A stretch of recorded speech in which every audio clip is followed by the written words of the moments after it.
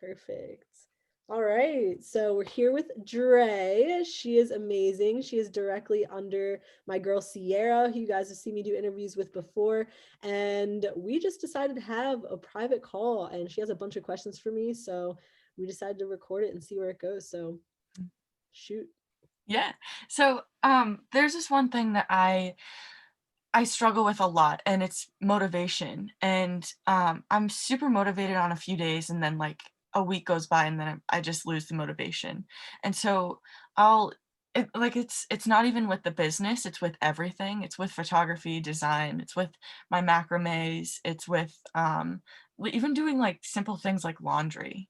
I mean, it takes over. I feel like motivation takes over my life a lot because it fluctuates so much. So I was wondering what you had to say about like that.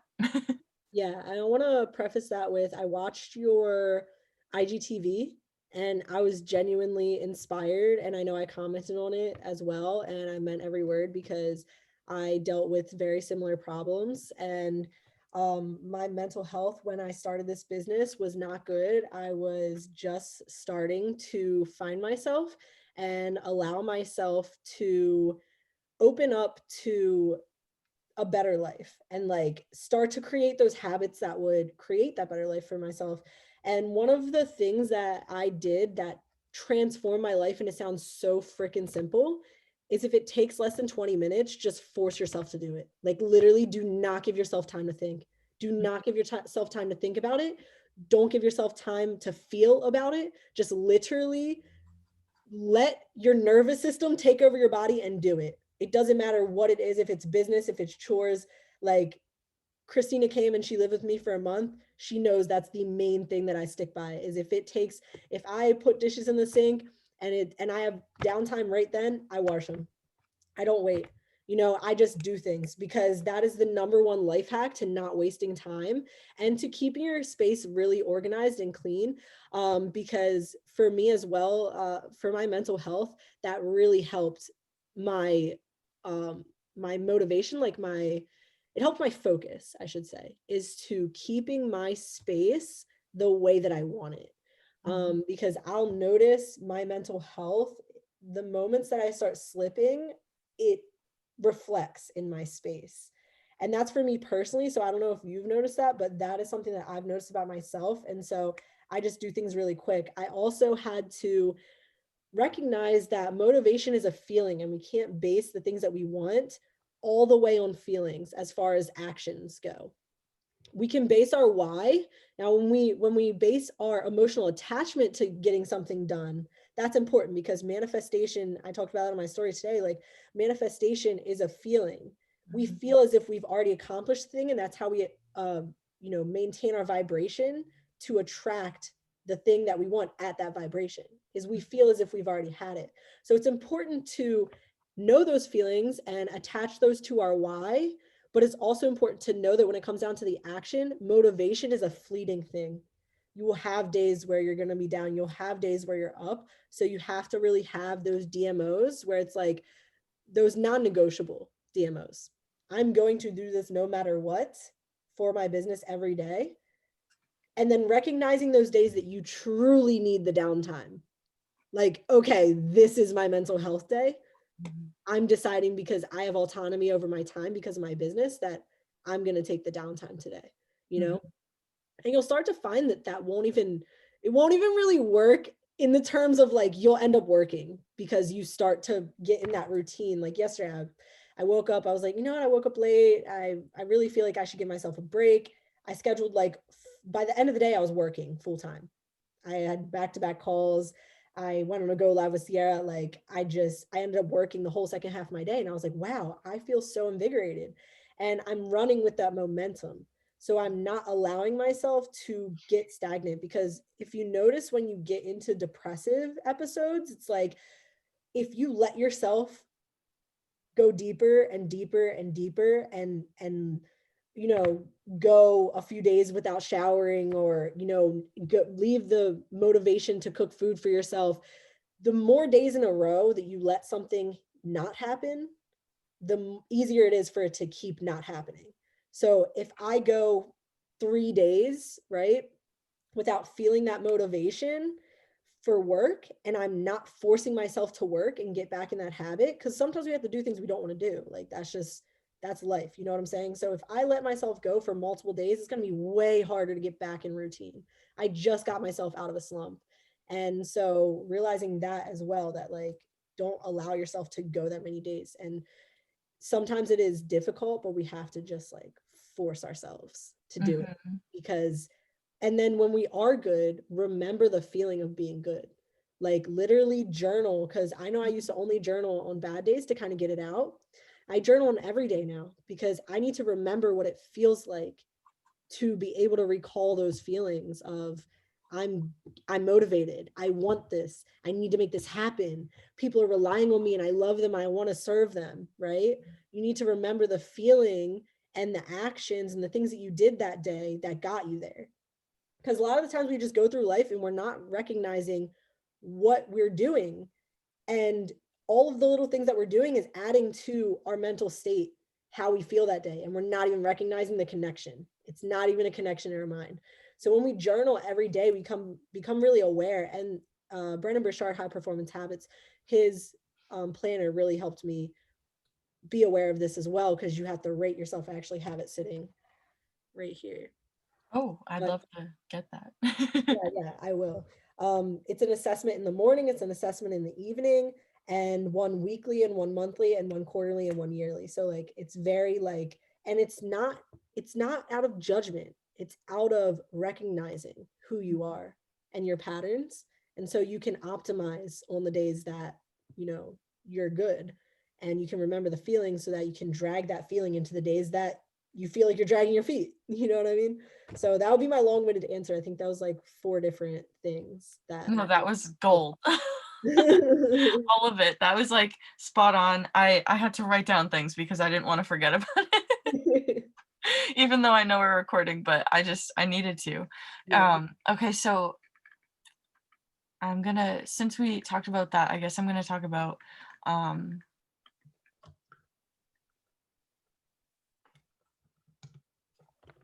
sorry, I wrote a lot. you're good.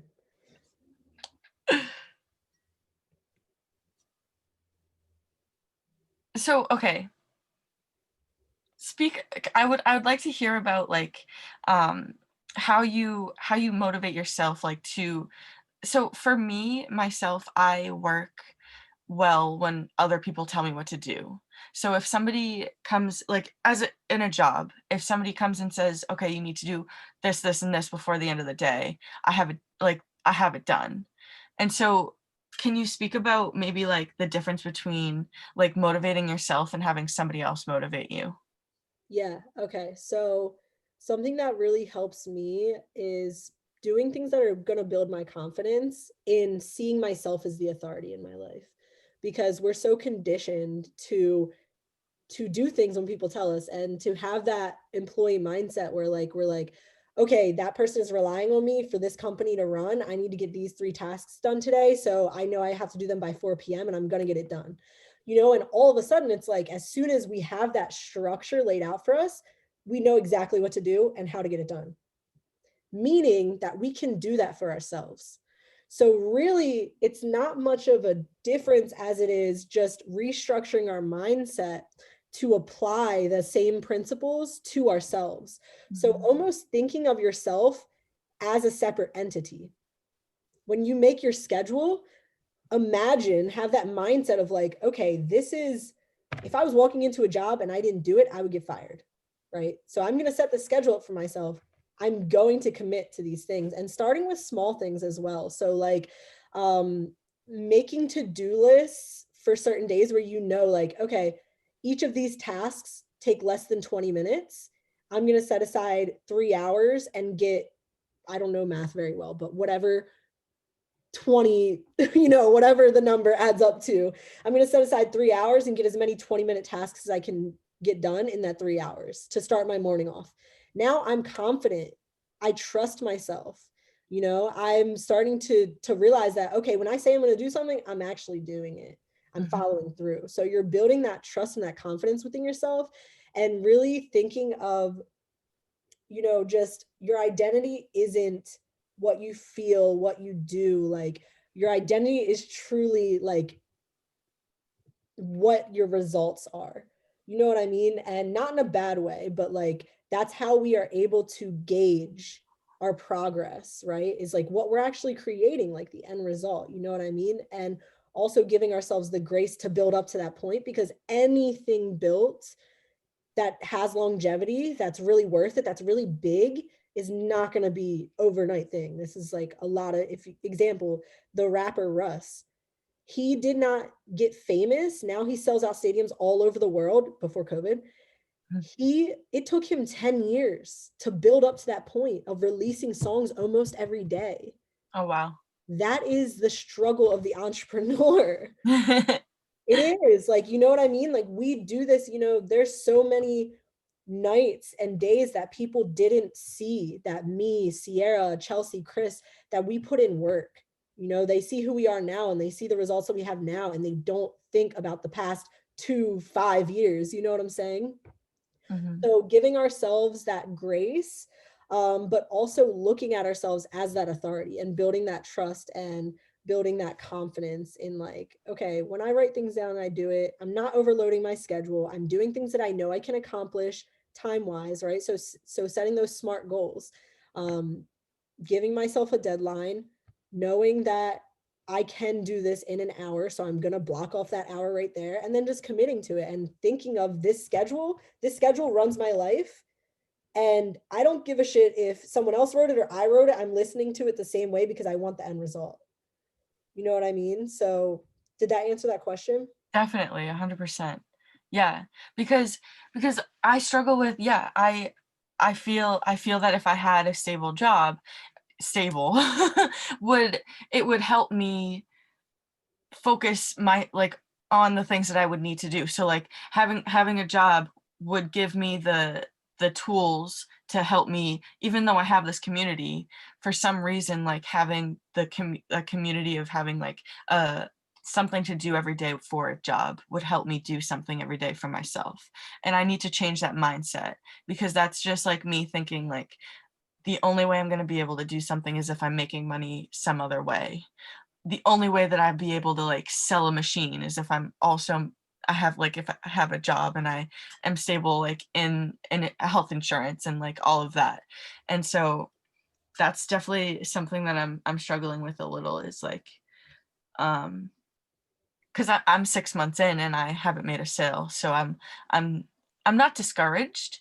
I know it's gonna come when it comes to me, and I know that I'm not talking to enough people, like, I need to be more, um That's number one. It's a numbers. yeah, yeah, exactly, and I need to talk the way that it's not forceful, like, I'm not being, malicious, you know? I feel that in the beginning, I felt that way because it was such an expensive product and all of this stuff, so I felt that I was being, like, wrong to, like, talk about it, and now I'm kind of, like, turning it to a, this is for my health, like, this is the reason why I'm in this is because of my health. If I don't make a sale, like, I don't make a sale.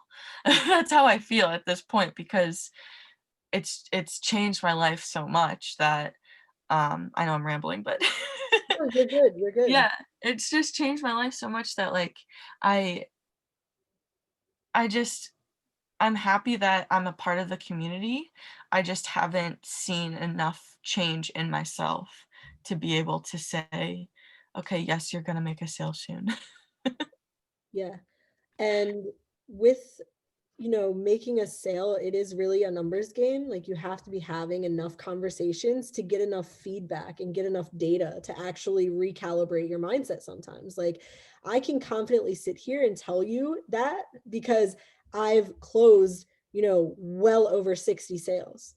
Mm, I've closed sales from ads, I've closed sales from cold DMs, I've closed sales for friends, for family, all sorts of different people, for rich people, for poor people. So I have enough data in my head to look at everybody and be like, okay, it doesn't matter if you have money. It doesn't matter if you know what your background is. Doesn't even matter what language you speak. I've closed one of everybody at this point. mhm, And I still have more room to grow, but that's how I'm able to literally have the mindset of like, it's just a numbers game. Just keep talking to more people. but from a new person's mindset where they're like, okay, I haven't had any conversations, or I do feel like I'm almost attacking people to buy something because it is expensive. Like those things will wash away when you start talking to more people and the people that just start to get it. Like those, you'll, as when you have more conversations, some sales will be like this. Not Mhm. all of them. It will still be very rare, but 5% of them, So you have to think of it in a volume. If you're talking to 100 people, what 5% is 20 of them, right? Mm. I can't believe I did that math off the top of my head. So 5% is 20 of those people, so that will be easy. But you have to have that many conversations. If you only have 5 conversations, you know, 0 of the people might really get that because there's not a big enough pool of people that you're having access to. Yeah. So that will help too. It's literally just like some people are just talking to more people, and that's just it's really a numbers game. Something that I am noticing is 2 people actually.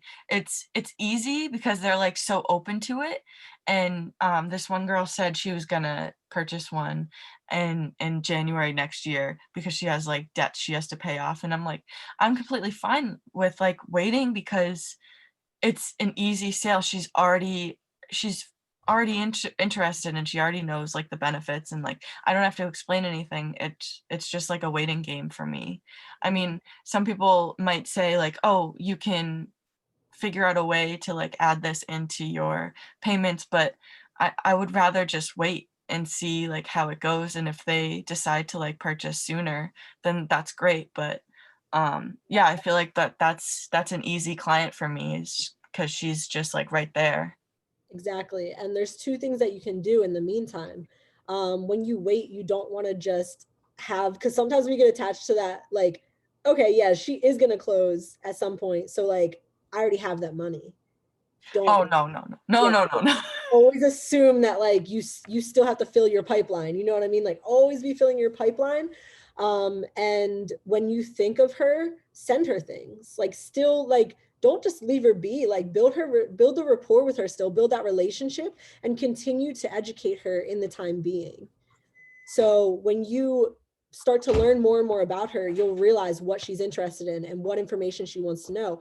And like let her know, like, hey, like I know you're totally not ready to buy it. I just want to keep sharing information with you because I know you're interested. And in the meantime, like it'd be great to learn. So when you get your product, you already know what's up. Yeah. So just having that friend relationship with people that are in your follow-up list, Mhm. and just continuously educating them in the meantime as you're waiting. I like that. I like that. Following up without the intention of, like, a sale. I like that a lot. Exactly. Yeah. Yeah. We're in the relationship business. So Yeah, yeah, and yeah. I said that on my story the other day because some girl reached out to me and she only wanted to talk about her workout gear that she was selling that was like $300 to $1,000, and she didn't wanna educate herself on electrolytes reduced water, and I was just blown away by the fact that she wanted me to commit to money, and all I wanted her to commit to was viewing a video. Yeah, I've ran into the same company. I'm not gonna mention the company, but they're very new. No, Like yeah, I think they just launched their first round of products. Like this girl that contacted me hit me up before they even launched their first round of products. Like they were brand new, and she literally just came at me, and I was like, she wanted me to do the business. Same thing. She's like, hey, I need you to just learn this information. You'd be really good at this. I want you to do this business, blah, blah, blah. I'm like, I run 3 businesses right now. I don't have the time. I'll check out your product. And she like kept pushing me for the business. And I'm like, listen, I was thinking about being a customer for you. You know what I mean? And like now I'm completely turned off. And I yeah, told her that I was like, look, I can tell you're very new in this industry. Like, build a relationship with somebody. Like, you completely just turned me off. I don't even want to bother mm, because I wouldn't refer people to someone who treats people like that. Like, mhm, you didn't even listen to anything I said. You literally did not listen to the message I sent you. I just told you I'm so overwhelmed trying to run my own business. This is the beginning of pandemic. I'm so overwhelmed with trying to run, retreats and, 2 other businesses. Like, I was like, I'm not down for this. And she just kept hounding the business. I'm like, okay, I'm gonna tell you this one thing, and like not even, if someone else from the same company came to me with a different attitude, I would genuinely look at their products and decide if their product is valuable to me. So, Exactly, exactly. Yeah. so I hear you. They need more training. They need our training. It's what they need. But that, I mean, I can relate to it because I definitely did not speak the way that I speak now to people. Like, I don't yeah, I feel like I was more pushy in the beginning than I am now. I feel like more now that I understand what you're supposed to do, I just ask questions. I just ask them, like, how they're doing, like, what's going on in their lives, like, is there anything big that happened? Like, what bad happened to you in 2020? Like, the simplest question, what is the worst thing that happened to you in 2020? Yeah. Just getting to know people and trying to just solve their problem. That's like the main thing. It's like it doesn't matter if it's with our product, it doesn't matter if it's with a conversation. Sometimes all people need is a conversation to make their life a little better. You know what I mean? And like once people understand that you're just there to help without the need for reciprocation and you just want to make the world better, like your blessings will start coming. It's just like it takes time to build up that good karma, right? It takes time to build up all of this good energy so that it comes flowing back onto you, you know? Exactly. So, Yeah. Okay, so I feel like we talked about a lot that I already had questions for, so I don't I'm gonna go through a little bit. Um,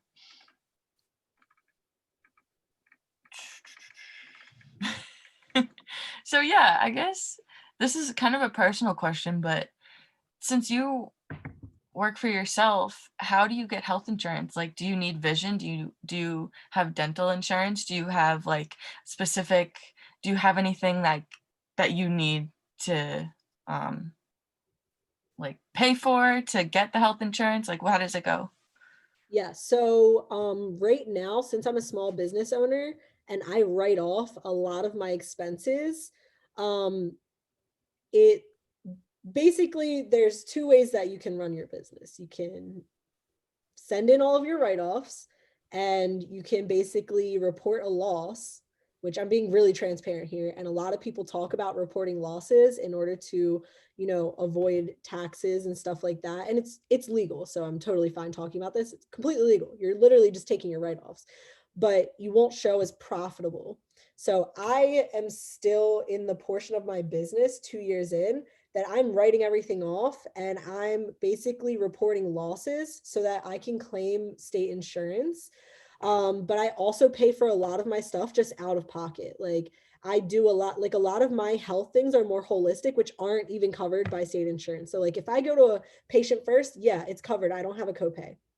But I go and I get massages, I do breath work, I do yoga. Like these things for me are health. They're preventative. It's kind of flows into like the product that we're selling, it's all preventative. Like I have my machine, like I make sure I'm using my water intake, like things like I think acupuncture now is covered by most insurances and stuff, but a lot like my nutrition testing doctor is not covered by insurance. Like I have to pay for that out of pocket. That comes completely from me. My dentist, I'm about to get a tooth pulled, like that is completely me. Like I have to pay for that out of pocket. So like really it's just learning to budget better. And then this year, I will definitely be reporting profit. Like I won't be doing as many write-offs. My business is definitely going to explode this year because I have a whole team now that I'm mentoring as well. So I'm not just making direct sales, I have indirect sales, and my goal is 6 figures. So at that point, I'm going to shift into focusing on, okay, now that I can show I'm profitable. Once you show you're profitable for 2 years, you can start getting business credit. You can start doing things like that. And, I will pay for my own health insurance. But at this point, it's beneficial for me to write everything off, report loss, and take advantage of state insurance. I also used to have a supplemental insurance that included dental. Oh, Um, what was it called? I can't remember what it's called actually. I have my wallet right here because it was really good. hmm. I want to say it's a Mariplan. I might have thrown it away. But yeah, I'm pretty sure it's a Mariplan, but they have really, really good supplemental and it's like $40 a month. So any, like, I'm healthier than most people because of this water, literally. And like this water has opened my mind to so many holistic methods of healing. Like, I don't use antibiotics. I use oregano oil, which is nature's antibiotic. It works way better than oregano oil and doesn't kill the good bacteria. Like things like that. Like I've shifted needing to pay for typical healthcare into things like buying essential oils. So, which aren't, they're not, they're not covered by health insurance. So it's really just, I use less health insurance and I pay for more stuff out of pocket, but they also have multiple uses. So like I use my essential oils for diffusing and for all sorts of stuff, you know what I mean? So really just taking care of yourself is like number one, budgeting, and then knowing your business plan of like where you want to take your finances. Like I know right now it's beneficial for me to report losses, but eventually, when I want to really scale my business and take out business credit and stuff, I want to make sure I have 2 years of showing profit. So this will be my year of flipping that. So yeah, that was, I hope that answered Yeah, that. that did. Yeah, because like so what I understood was you everything that you spend on like your health, you write that off, and that helps you in the end. So I actually don't write off like my health, like I don't write off my essential oils and stuff. I write off all my other business expenses. So like all of my um travel, like all of my marketing, training, food, meals, miles, gas, like all of that stuff, I write off. Like a portion of my rent, I write off. My internet, I write off. My phone bill, I write off. So like all of those things, I write off more than I make. So that's, it's just a way of, and like definitely talk to your accountant. Don't take advice from me, talk to an accountant. But that's what works for the first like 2 years in business. It's really helpful to start to just gain your traction and not worry about like having to owe taxes at the end of the year and all of that. So like Mhm. definitely talk to an accountant, set up a plan, and I save enough money to pay for things out of pocket that I need to get done because I choose to take a holistic route to my health. So a lot of those things are not covered by health insurance typically, like essential oils, like nutrition or naturopathic doctors. So I pay out of dentist. I don't have dental, so like I pay for that out of pocket. Okay. Yeah, because I'm turning 26 in May, so that's why I need to like figure out health insurance and everything, and I need like the full package because I can't see at all without my glasses. So Yeah. thank you. That was like really helpful. My mom has like an accountant that she works with really closely with, so I'll be able to talk to him. I asked him in the beginning actually about the water machine before I bought it, and was like, "Oh, is this a good investment?" And he was like, "No, don't do it. Don't do it. Don't do it." And I ended up just buying it instead. I was talking to him about the K8 and I bought the least expensive. I bought the junior. Okay. Um, yeah, so that's why I just like, Compromise, a little compromise there. yeah. But yeah, people don't see it. They don't know. They haven't experienced it. They haven't went through, watched the videos. Like it's something that's so early in its infancy of like people knowing what it is. So we're still on the uphill climb as far as people knowing what it is. So it's really hard for them to have a judgment filled with awareness. Like Mhm. they're judging without the awareness of what they're judging. So it's really hard to be able to take people's opinions from the outside as face value. So like take a lot of things about what people say about Enagic with a grain of salt, because they're just people. It's our job. We're here to educate them. You know what I mean? So like we can't expect them to just know. Yeah, So definitely. Aw, thank yeah. you. That's like all the questions that I had. I had a personal one, just like wanted you to look at my story because I was just curious if it was too health claimy, just because I just posted about my back and everything and that I don't have to take like epidural shots anymore. And I don't think that it's I'm pretty sure I watched that one. Or wait, did you just post it today or you posted it I yesterday? did today, yeah. Okay, so I haven't seen it yet. as long as you say that all I did was change my water, not this water healed, because it doesn't. The water helps our bodies maintain homeostasis so that I can work at an optimal level and do its job, which is heal itself. So we're just maintaining an optimal environment for it to work the best that it can. So it's not, the water hasn't healed your back. You know what I mean? So as long as you're not saying anything like it's healing or it's helping, I wouldn't even say helping. Like I would say, I don't have to take epidural shots for my back anymore. My pain has subsided and all I did was change my water. Okay. You Yeah, know, then I so guess my wording was probably wrong. Yeah, because I said helping a lot. yeah. Yeah, I try to stay away from helping, healing. Um, Basically those two are like treating, anything like that. Like you don't want to say treat, um, what else? Yeah, that's basically it. Like help, heal, treat. You want to avoid those and just give your testimonial how your life has changed, and then speak, yeah. And the only thing I did was change my water. So I'm not saying that it healed anything, but I think it did create an optimal environment for my body to do its own job and heal itself. Because we're constantly bombarding our bodies with all this acidity and free radical damage, and the water just literally helps lower that. So it doesn't heal anything. So yeah. You're really good. You're really I have a lot of practice. Thank you. good. This will be you. Someone else, you will be mentoring someone else. Trust me. And 2 years in, 2 years of practicing talking about this, so Yeah, exactly. dope. Awesome. Well, do you have any other questions? I don't.